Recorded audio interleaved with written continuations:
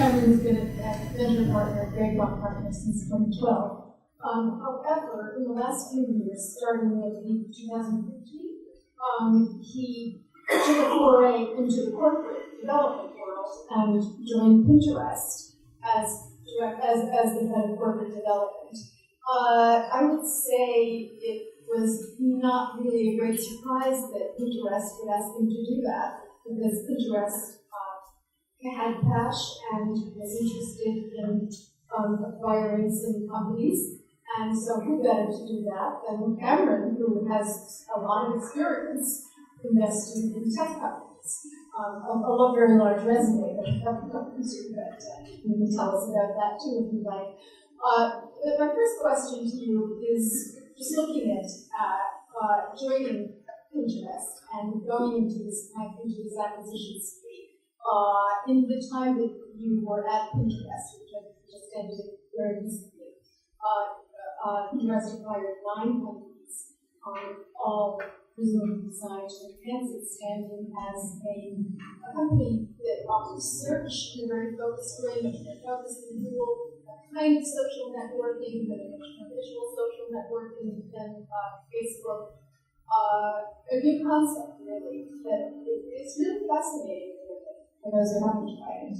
I've become very enamored of Lena Dunham's pinboards on Pinterest, and she talks about, oh, it's great. It tells you all about how to go through life as a young single woman. I'm not even a young single woman, but I really enjoy it. And so Cameron acquired 9 companies, which was the second largest acquisition spree among tech unicorns during that time, according to Silicon Valley Business Journal, second after Dropbox. So can you tell us a bit about some of these acquisitions and what the attraction was? Sure. I mean, we had a busy stretch the last couple of years. I think the idea was, one, there are a lot of good opportunities out there to bring on folks to refresh entrepreneurial DNA. As companies get bigger and larger, you start to get a lot of folks that are coming over. Facebook, Google, and Microsoft are great companies, but they're bringing with them all that institutional memory and knowledge and experience. But when you're starting to miss as you get bigger, are people that are coming from these small companies that have to basically, up to their dinner every night, worry about cash, worry about how fast they're moving, and you want to bring that back into the mold so you don't get kind of old nostalgia. So one of the things we like to do is refresh the entrepreneurial DNA, bring in folks with that kind of scrappy mentality to help us move faster. So that's number one. Number two is, as you know, Silicon Valley hiring is difficult. So if you can attract a certain caliber person who would never send your resume, who's never going to respond to your LinkedIn request, but if you apply to a company, you might get them to come on board and take on a senior position for you. So we definitely took advantage of that mentality as well to try to bring in folks who otherwise we would have never been able to attract or organic recruiting. Hire as well. Hire, or what I've started to refer to it as the CEQA hire. It's the C-level person you're really trying to get. Hiring 10 mobile developers, those kinds of folks we can attract organically.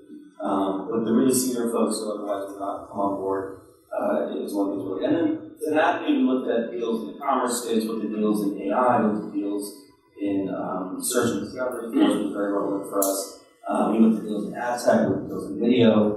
Those are all spaces that were interesting to us. And the companies we acquired broadly were in the segments.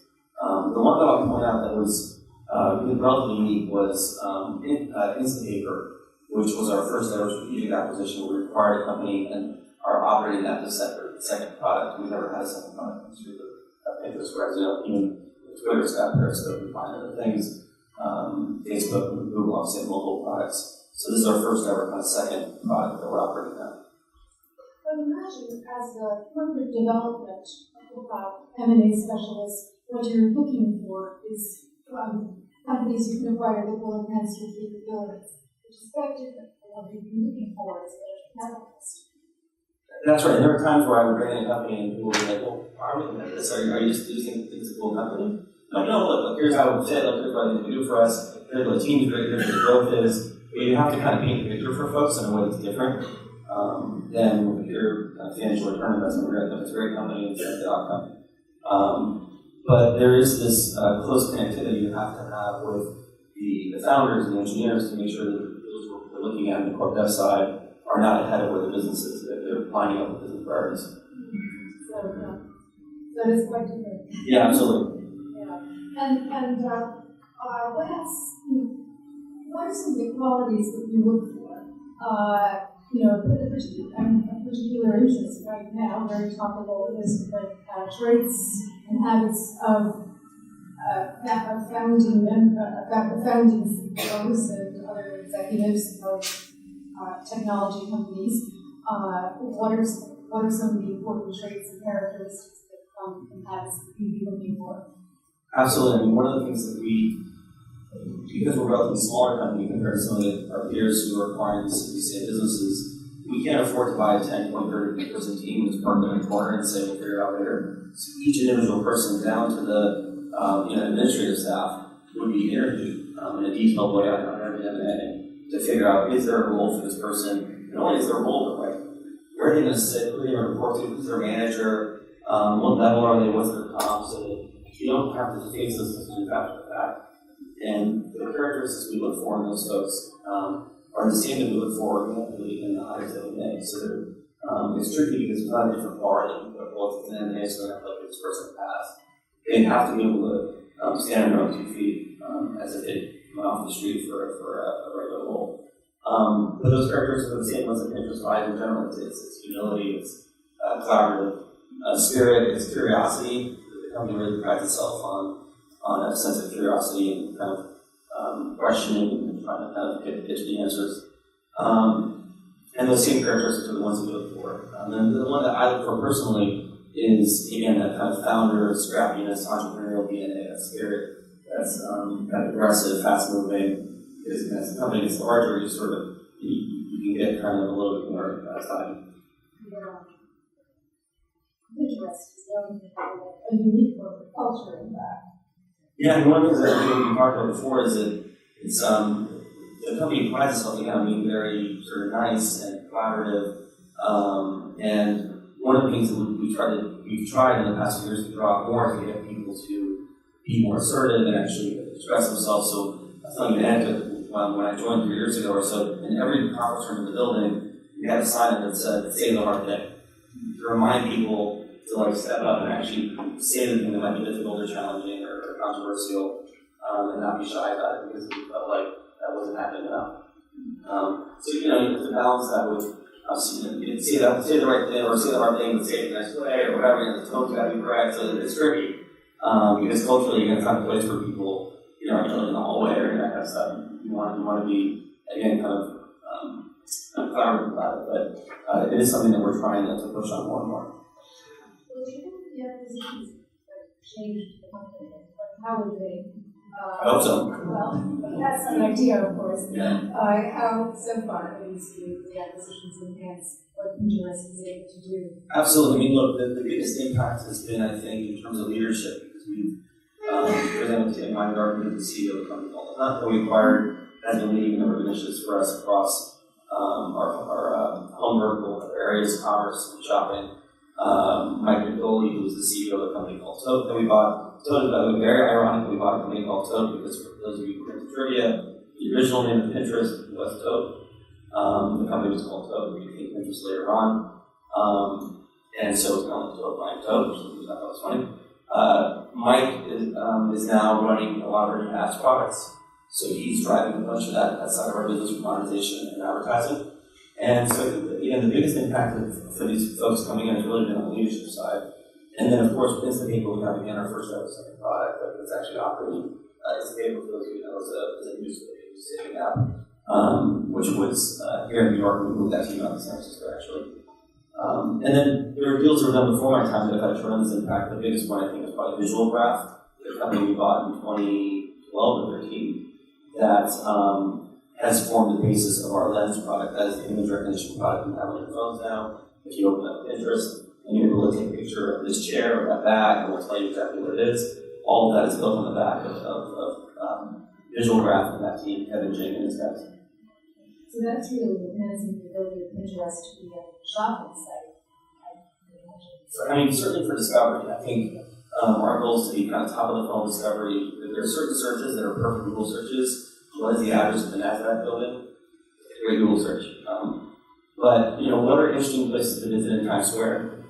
That's a good Pinterest search, honestly, because that's something that you're going to see human, kind of calibrated, human curated results for what people, tourists, visitors, locals have pinned or said in the street to see in Times Square, not what kind of Google is ranked. Google will probably direct you to PDFs and links in top 10 lists, whatever. Pinterest will hopefully link you to people's boards that actually have a little more color and richness to it. Outdoor yoga in Times Square. Outdoor yoga today, yeah, we gotta go out there. So we're getting on mask. We're not with a mask free or they're selling them. Can we pause here so I'm getting a mask? Sponsored by Silicon Valley. It's Silicon Valley. Okay. Well, I also want to ask you, what happens now?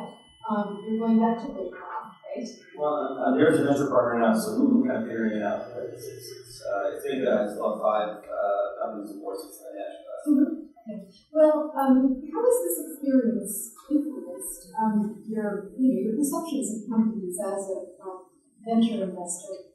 Well, I mean, being on the operator side, you sort of see success and failure. I mean, more importantly, failure. You see things that did not go. You see hiring and firing. You see product launches. You see their product launches that were less than successful. Organizational designs that work really well. Organizational designs and infrastructures that work very poorly. Which we've had a lot of changes in New York, so we've kind of seen more worse than present. So I think getting a flavor of all of that is really useful, and that's been as I now, on the other side of the street, on the boards of my companies, help them think about hiring and firing and product launches and fundraising, how to manage cash, all these things that we have to go through the past few years and we continue to go through it, so the next generation of folks do that there. So it enhances. Absolutely, yeah. It just gives you that, more involved investor. It just gives you that extra perspective. And then subject matter expertise over areas that, like commerce, like AI, like video, like ad tech, that are really important interest in how companies for those.